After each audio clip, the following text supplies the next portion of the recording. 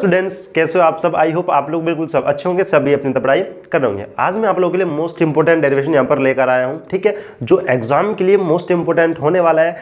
तो ये वीडियो आपको लास्ट तक देखना है, तभी आपको पूरा लेक्चर कंप्लीटली समझ आने वाला है। और ये एग्जाम के अंदर इतना इंपॉर्टेंट होता है, हर साल ये 5 मार्क्स आराम से मिल जाएंगे और बहुत ईजी होता है चैप्टर नंबर 1 से, ठीक है। तो शुरू करते हैं। So let's start. इसके अंदर आपको क्या काम करना है, जैसे कि आपके पास इलेक्ट्रिक डाइपोल होता है जिसको आप वैद्युत द्विध्रुव आघूर्ण बोलते हैं, वैद्युत द्विध्रुव जो आपके पास होता है, तो उसके लिए हमको इलेक्ट्रिक फील्ड फाइंड करना होता है। वैद्युत द्विध्रुव आपके पास क्या होता है, इलेक्ट्रिक डाइपोल क्या होता है, अगर आपके पास दो चार्ज है, एक चार्ज माइनस का, एक चार्ज आपके पास प्लस का, दोनों चार्ज इक्वल होंगे, ठीक है, इधर माइनस का इधर प्लस का, तो दोनों सेम चार्ज होंगे, यानी मैग्नीट्यूड उसका क्या होगा यहाँ पर सेम होगा, बट चार्ज अलग होते हैं, माइनस और प्लस, डिस्टेंस यहाँ पर इनकी कुछ होगी, तो उसको आप बोलते हैं इलेक्ट्रिक डाइपोल, ठीक है।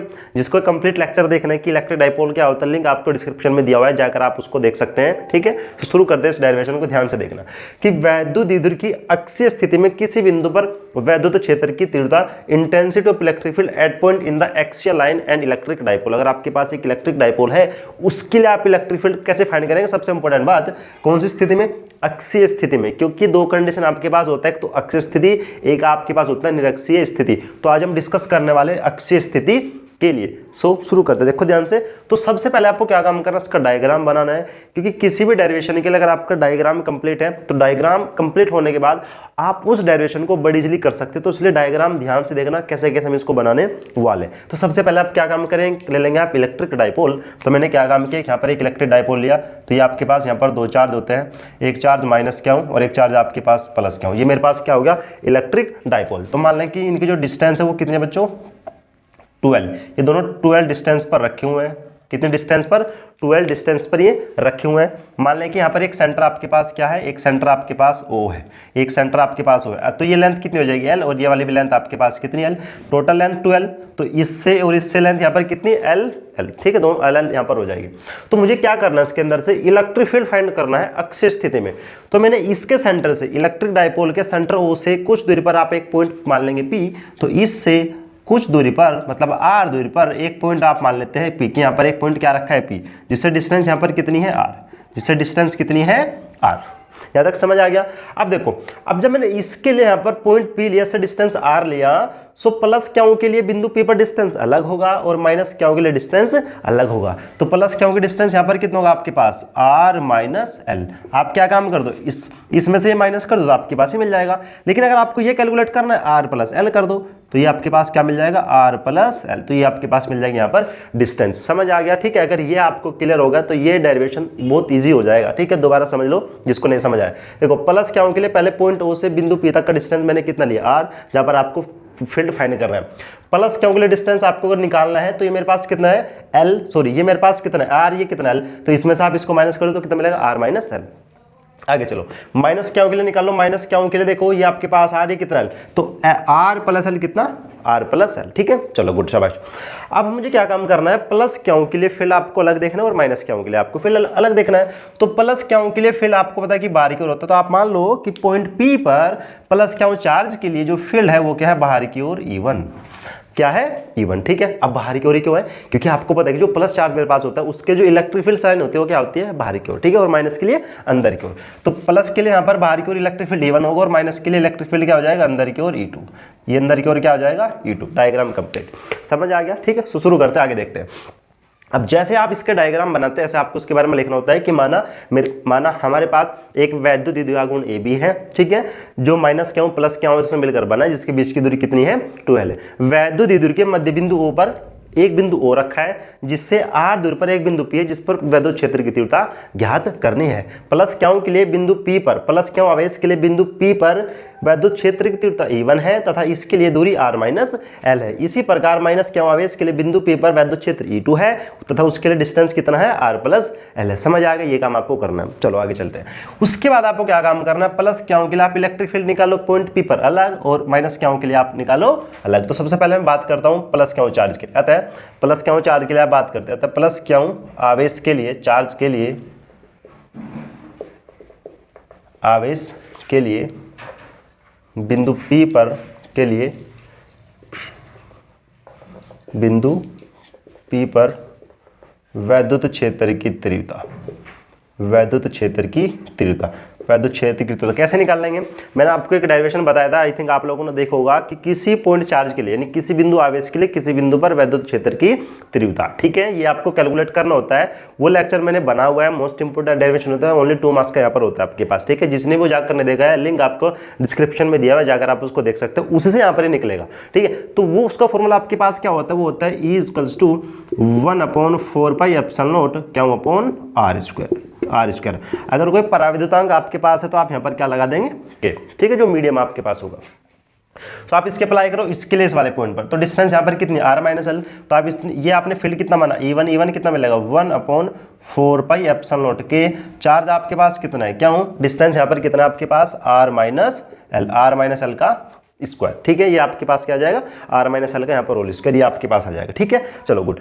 अब इलेक्ट्रिक फील्ड जो E1 है एक वेक्टर क्वांटिटी है, तो अगर वेक्टर क्वांटिटी है तो उसकी डायरेक्शन भी होगी, सिंपल सी बात है। तो उसकी यहाँ पर डायरेक्शन क्या होगी, आप देख सकते हैं कि प्लस क्या होगी, इलेक्ट्रिक फील्ड बाहर की हो रहा है E1, तो आप इसको यहाँ पर क्या लिखेंगे B से P। ये आपको मान लो कि पॉइंट आपके पास है, ये पॉइंट आपके पास भी है, तो उसकी डायरेक्शन बाहर की ओर ऐसे है, तो BP की दिशा में, तो आप लिख देंगे BP दिशा में, क्या है BP दिशा में, तो BP दिशा में है यहाँ पर किसके डायरेक्शन, इलेक्ट्रिक फील्ड E1 के डायरेक्शन। इसी प्रकार आप निकाल लो माइनस क्यों के लिए, इसी प्रकार माइनस क्यों आवेश के लिए, इसी प्रकार माइनस क्यों आवेश के लिए इलेक्ट्रिक फील्ड इसके लिए कितना, माइनस क्यों के लिए कितना है E2, तो E2 इक्वल्स टू आपके पास कितना निकलेगा 1/4 पाई एप्सिलॉन नॉट। पराविद्युतांक के चार्ज आपके पास कितना, माइनस क्यों नहीं लेंगे, ओनली क्या लेंगे आप, क्यों लेंगे, माइनस नहीं लेंगे, माइनस यहाँ पर आ जाता है, इसकी डायरेक्शन के लिए माइनस आ जाएगा, ठीक है। सो डिस्टेंस इसका इससे कितना है r प्लस एल, तो कितना r प्लस एल का होल स्क्वायर। इसकी डायरेक्शन क्या होगी, इस टाइप से, इसकी डायरेक्शन यहाँ पर क्या होगी, इस टाइप से। तो आप लिखोगे यहाँ पर PA, इसको आप लिखेंगे PA दिशा में, इसको आप लिख देंगे PA दिशा में, तो उसकी डायरेक्शन आपके पास हो जाएगी, ठीक है, समझ आ गया।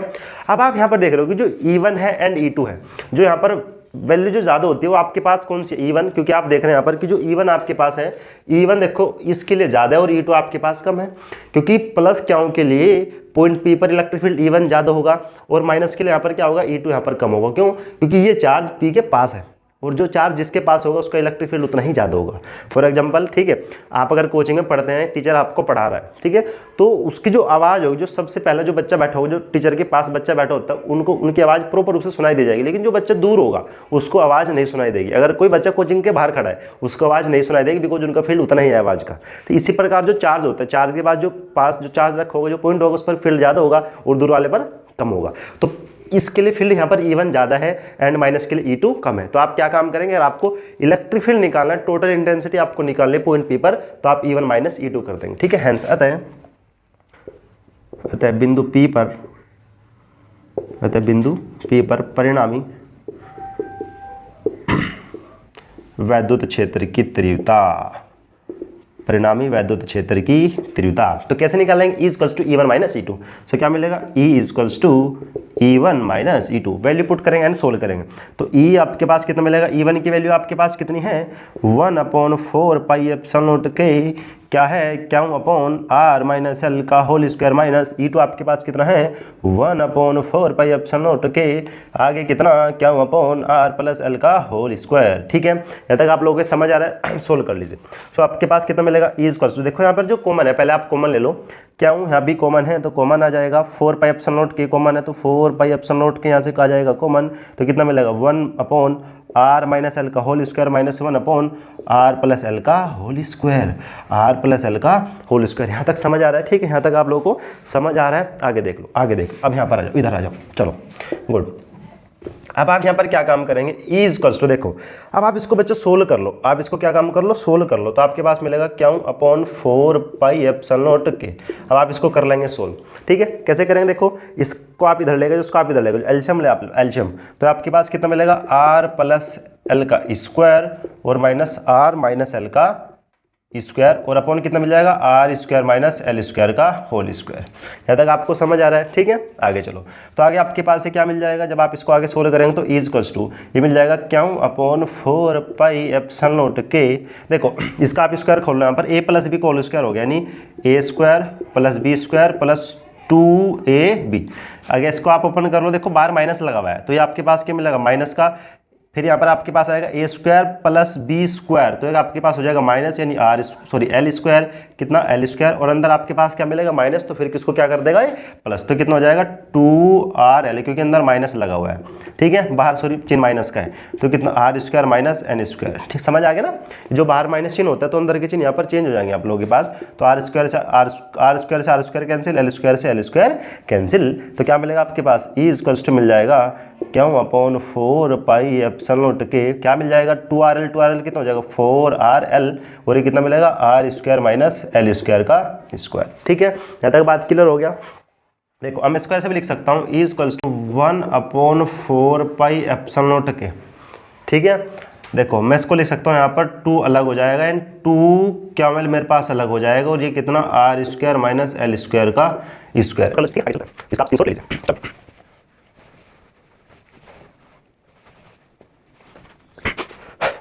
आगे चलते हैं। सो आपके पास ही मिला, तो आपके पास ये इक्वेशन यहाँ पर मिल जाएगा, ठीक है, ये इक्वेशन यहाँ पर मिल जाएगा, परंतु आपने फॉर्मूला पढ़ा होगा बच्चों सभी ने, परंतु जो P होता है आपके पास, P इक्वल्स टू क्या होता है 2 क्या वेल, जिसको आप बोलते हैं वैद्युत द्विध्रुव का आघूर्ण, जिसको आप बोलते हैं वैद्युत द्विध्रुव का आघूर्ण, जिसको आप बोलते हैं वैद्युत द्विध्रुव आघूर्ण। सो कितना मिल जाएगा, तो आप यहाँ पर पुट करेंगे P, तो कितना मिल जाएगा आपके पास E equals to 1/4 pi epsilon naught के, ये हो जाएगा P, तो P इक्वल्स टू यहाँ पर आ जाएगा 2P, और नीचे कितना मिलेगा r square minus l square का स्क्वायर, ठीक है। सो अब आप यहाँ पर देखो ध्यान से, लेकिन जो डिस्टेंस है, जो इलेक्ट्रिक डाइपोल आपके पास होता है उसकी डिस्टेंस बहुत कम होती है, बीच की डिस्टेंस कम होती है, ठीक है, तो आप यहाँ पर लिख देंगे यदि L का मान R की अपेक्षा बहुत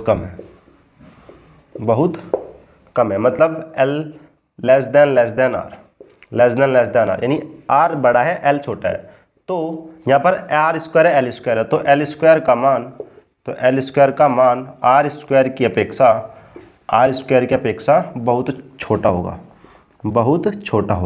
तो आपके पास छोटा होगा बिकॉज वैल्यू यहाँ पर क्या है कम है, यानी आप अब लिख सकते हैं कि जो एल स्क्वायर आपके पास है l square less than r square, ये बहुत छोटा हो जाएगा, तो इसका मीनिंग आप आर को नेगलेक्ट कर सकते हैं। जब आप नेगलेक्ट कर देंगे तो आप यहाँ पर रखेंगे 0, तो ई इक्वल्स टू आपके पास कितना मिलेगा 1/4 पाई एप्सिलॉन नॉट के ऊपर कितना 2P अपॉन, ये देखो आर एल स्क्वायर आपके पास 0 बिकॉज नेगलेक्ट कर दिया, आर स्क्वायर का स्क्वायर तो कितना आर की 4, और देखो यहाँ पर ये आर भी बचेगा आपके पास, ठीक है, जो यहाँ पर ये 4RL था मेरे पास, यहाँ पर एक आर भी बचेगा बच्चों, आपके पास क्या बचेगा यहाँ पर आर, ठीक है, इसको यहाँ पर आप करेक्ट कर लेना, तो आपके पास कितना आर, एक आर से एक आर यहाँ पर हो जाएगा कैंसिल, तो इसका कितना मिलेगा 1/4 पाई एप्सिलॉन नॉट के, ये मिल जाएगा आपके पास 2P अपॉन R क्यूब, ठीक है, यूनिट इसका क्या हो जाएगा न्यूटन प्रति कूलम, ठीक है। अब जो के आपके पास होता है, अगर आप इसको बात करेंगे वायु के लिए या वायु तथा निर्वात के लिए, ठीक है, तो के की वैल्यू आपके पास क्या होती है 1, के की वैल्यू आपके पास क्या होती है 1, तो के इक्वल्स टू आ जाएगा 1, तब फॉर्मूला आपके पास आ जाएगा 1/4 पाई एप्सिलॉन नॉट कितना 2P upon R cube, unit हो जाएगा न्यूटन प्रति कूलम, बात आपको समझ आ गया, ठीक है। तो ये डेरिवेशन आप लोगों के पास होता है, इसको आप यहाँ से नोट कर लीजिए।